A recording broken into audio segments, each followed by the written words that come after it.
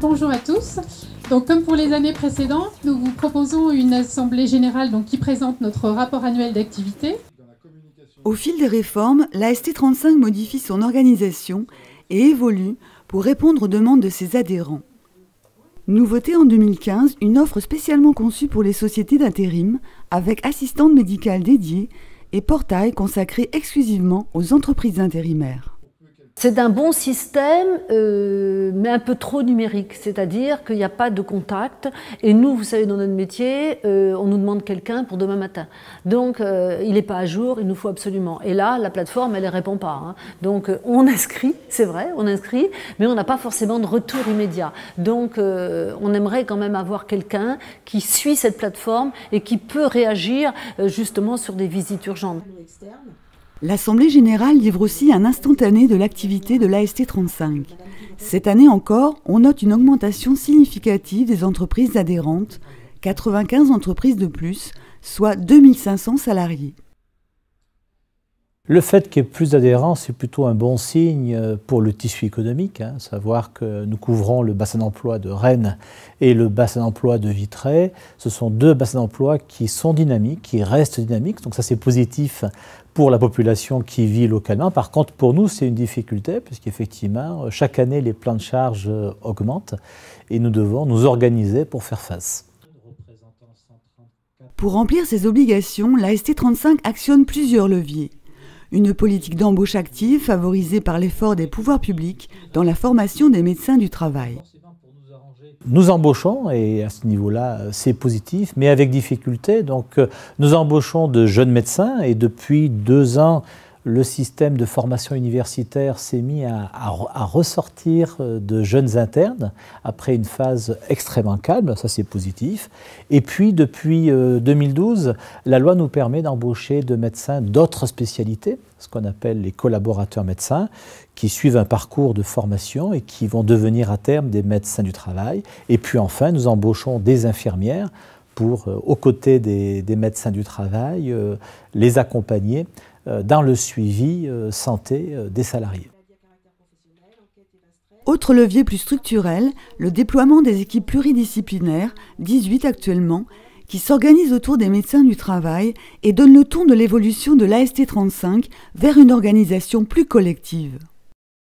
Pour les examens de suivi médical sur l'année 2015, nous enregistrons une progression du nombre total d'actes qui est de 76 937 actes, tout acte confondu, entre les visites périodiques, les visites d'embauche, les examens médicaux professionnels effectués par les collaborateurs en début de formation et ensuite les entretiens infirmiers. Si l'on affine l'analyse, quelques indicateurs parlants. Une baisse des visites périodiques qui représente 39,7% des visites.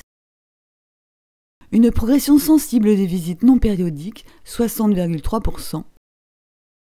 Et surtout une forte hausse des visites de pré-reprise, plus 500 entre 2014 et 2015, à la demande des médecins conseils de la sécurité sociale et des salariés. Depuis quelques années, l'AST35 a aussi renforcé ses actions de prévention en entreprise. Le pôle AIST, appui interdisciplinaire en santé au travail, compte 13 professionnels chargés d'épauler les équipes pluridisciplinaires. En 2015, le pôle AIST a mené plus de 360 actions en entreprise, dont près de 31% sont des études de poste de travail. Les réformes menées depuis 2011 commencent à dessiner le nouveau visage de la médecine du travail. Avec la loi El Khomri, une nouvelle étape sera franchie. Les pouvoirs publics ont pris conscience des difficultés rencontrées par les services de santé au travail et il est clair que le statu quo n'est plus possible. Donc les évolutions commencées en 2011 doivent continuer, c'est-à-dire mise en place effectivement des équipes santé au travail, simplification des obligations juridiques et réglementaires, espacement des visites médicales obligatoires, de façon à accompagner les salariés et les employeurs sur le terrain de la prévention des risques professionnels.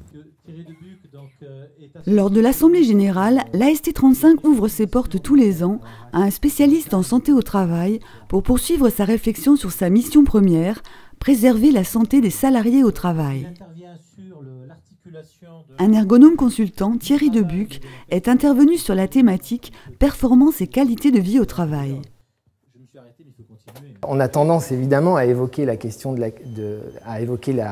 à opposer plutôt la question de la qualité de vie et la performance parce qu'on a une vision sportive de la chose. C'est-à-dire la performance, ça renvoie à l'exploit sportif, au fait qu'on va, dans un moment assez court, se dépasser et on bat le record du 100 mètres. Mais 2 heures après, je suis incapable de refaire exactement la même course. Or, au travail, la question de la performance, elle se joue aussi dans la continuité. Donc ce mot-là est empreint de toute cette connotation sportive. Donc il faut un peu le dégager parce que quand même, la question de l'efficience, de la pertinence, ces questions-là qui sont complètement englobées dans la question de la performance sont totalement partie prenante des questions que se posent au quotidien les entreprises. Cette communication a bien mis en évidence l'idée qu'aujourd'hui, la santé au travail n'est plus seulement une question de spécialistes, mais bien au cœur du management des entreprises.